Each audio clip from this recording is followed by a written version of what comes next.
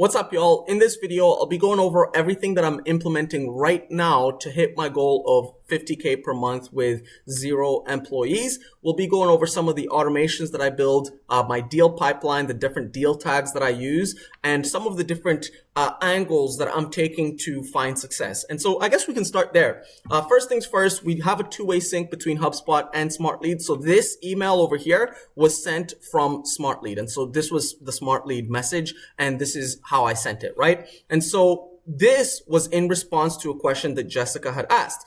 She basically said, Noel, this may be the top email of the year for me. Therefore, I'm responding. Can you shoot me over some high-level details via email?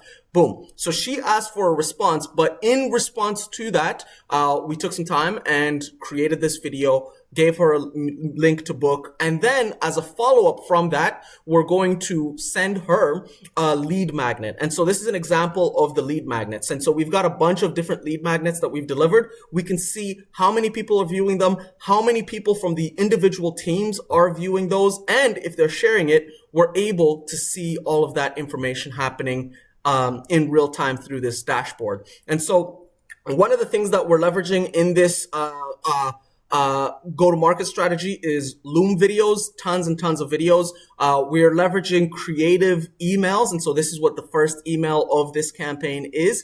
And then the third thing we're doing is we're using lead magnets. And so we've got the lead magnets as well. And then after the proposal has been sent, the meeting has happened, we're using graphics specific to Afonto, and not just graphics, but we're using different conversion methods, right? And so one of the conversion methods is a trial. And so I think we can maybe search lead gen trial. So we've got a trial over here. And so this is the 28-day trial. We're bringing it up during the proposal section.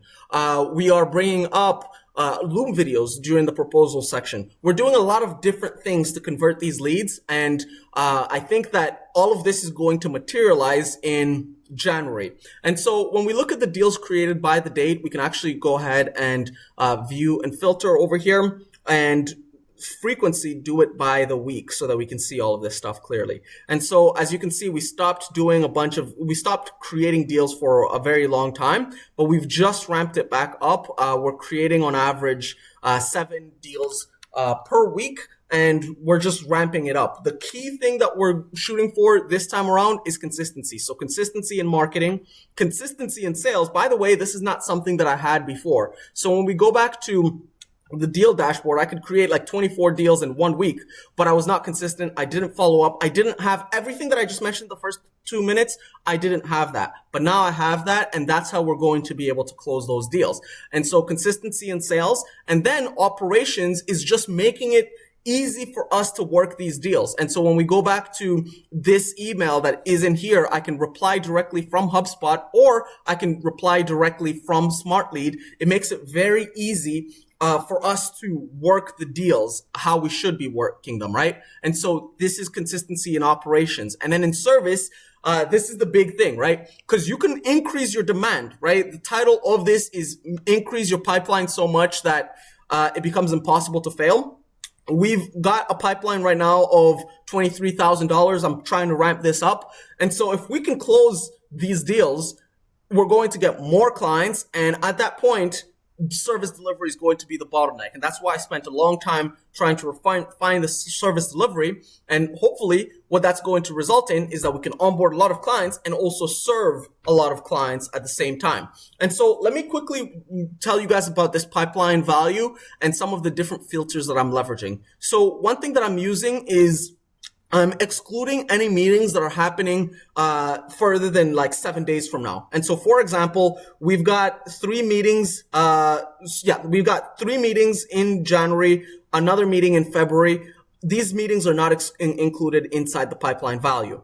And so the only ones that we're including are the ones that are happening within 7 days. And so on Monday, we've got like 4 meetings or so. And so those ones I'm going to be considering. But in addition to considering those meetings, we're going to be using a deal probability, which is cutting the value down significantly. And so if we have a $4,000 deal and it's a meeting request, we're not going to consider that a $4,000 opportunity. It's going to be like a $400 opportunity. And so in order for us to make $4,000, we would need to get 10 more of those specific deals. However, when we get people to the proposal sent section, we've sent the contract, we've already had the meeting, everything is aligned.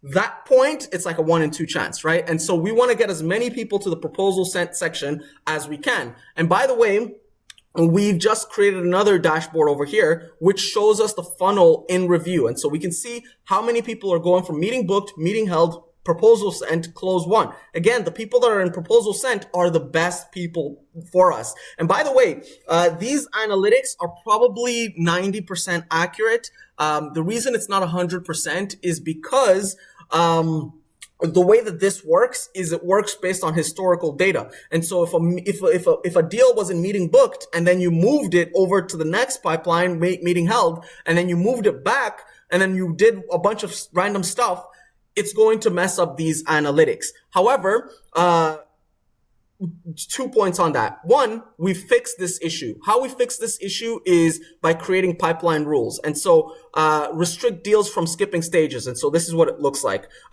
If a deal is in any of these stages, meeting booked, meeting held, meeting proposal, it cannot skip the stage. We can skip close and lost so that we can easily close and won, but we can't skip these other ones. And so that's one way where we're going to further increase the accuracy of these analytics. The second way that these analytics get messed up is when you haven't had the consistency in your deal pipelines. And so I've just like refined this right here, which is like my deal pipelines over here. I've just refined them. Like this is what I'm going to be going for moving forward for the entire duration. And so now this is going to be accurate. But before this, I used to have info requests. I also used to have other ones. And so when you have all of those previous stages and then it went through different processes, it just kind of messes up the analytics in a way. And so, that's one of the benefits of taking a while to build your operations. Cause, you know, when you start right, it's able to easily scale right. But when you've already had all of your operations messed up for a very long time, it becomes hard to undo those actions. Next thing, let's look at the deal tags. This is something that I leverage within the deal pipeline. So when we go back to the one to world session, which is consistency and sales, this is what it looks like. So we've got to follow up. So any lead that's not been contacted in 3 days, that does not have a next task, does not have a task, does not have a meeting scheduled, we got to follow up with them. And so we get a tag for that. New replies, easy. I mean, we should always reply to those. And then add contact. We don't want deals without contacts. This is not really a thing that happens, but anyways, create next steps. So every single deal, 100% of the deals should have a next step. And so this is either going to be a BAMFAM, book a meeting from a meeting, so we have another meeting booked, or it's going to be a follow-up task. And so in some of the deals that I've got, they're going to be closing sometime in January.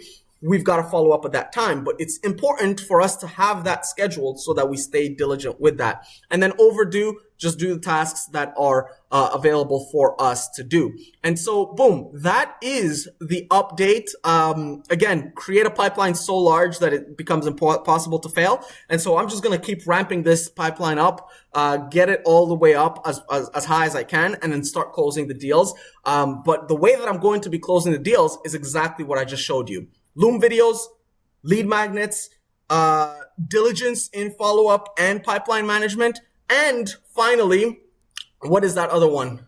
Loom videos, lead magnets, diligence and follow-up, and shoot, there's one that I'm forgetting. Anyways, I'm going to stop it there. I think you guys get the idea. If you have any questions, leave a comment down below. If you enjoyed this, leave a like. Bye.